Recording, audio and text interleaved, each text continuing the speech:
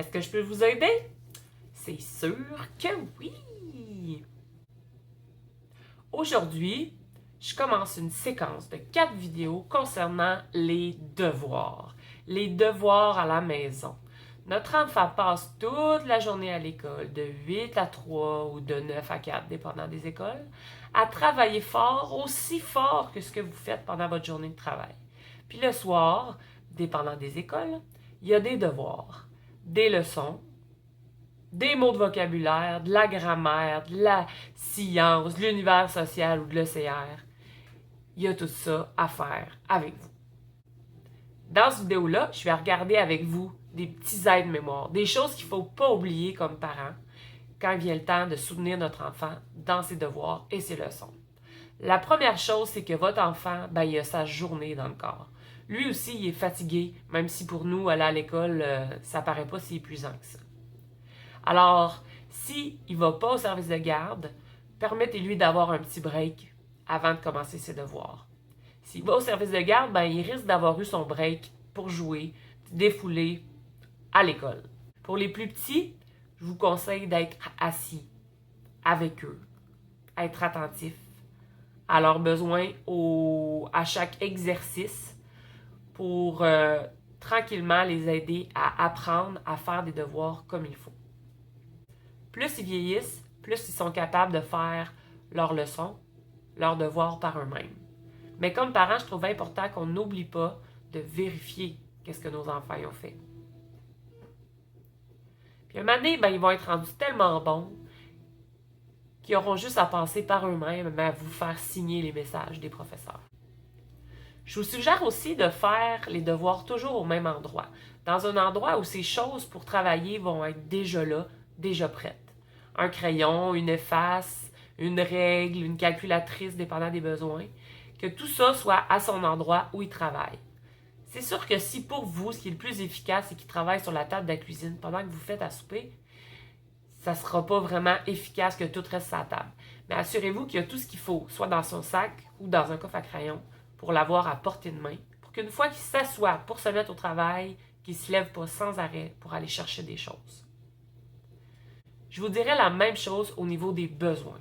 Assurez-vous qu'avant de commencer ses devoirs et ses leçons, votre enfant a répondu à tous ses besoins. Est-ce qu'il veut un verre d'eau? Oui, on le prend avant de commencer. Une collation? Avant. T'as-tu pensé à aller aux toilettes? Ah oui, c'est vrai!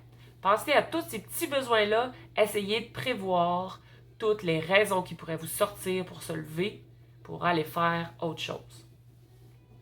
Puis je dis se lever. Votre enfant n'est pas obligé de faire ses devoirs assis. Puis il n'est pas obligé de les faire toutes d'une traite non plus. On peut très bien écrire nos mots de vocabulaire debout sur la porte patio avec un crayon spécial pour les fenêtres. Ou on peut se coucher par terre sur le ventre pour étudier nos verbes. L'important, c'est que votre enfant sache que présentement, c'est le moment de faire les devoirs, pas de jouer avec le chat. Donc, évitez toutes les distractions possibles autour de votre enfant. Si vous en avez des plus jeunes qui tournent partout dans la maison autour de lui, il y a des chances que l'information rentre moins bien pendant qu'il étudie. Dans ce cas-là, être un peu plus à l'écart peut aider. Moi, ce que je pense, c'est que 30 minutes de devoir par soir, c'est bien en masse.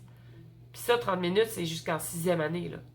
Ça veut dire qu'en première année, les chances sont qu'il fasse 30 minutes d'affilée bien concentré après sa journée d'école sont plutôt minces. Dans ce cas-là, une des façons les plus efficaces, je trouve, c'est de diviser la tâche en petits morceaux.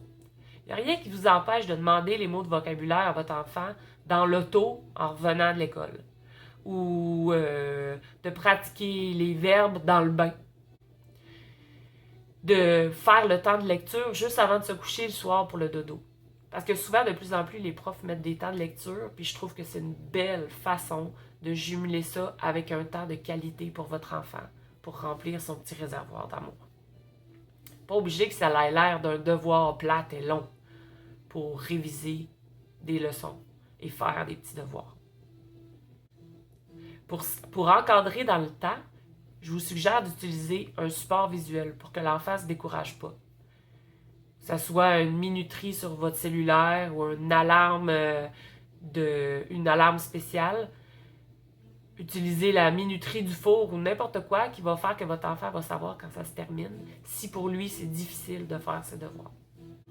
Une autre idée qui, pour moi, a changé beaucoup de choses, c'est d'alterner tâches faciles, tâches difficiles, tâches faciles.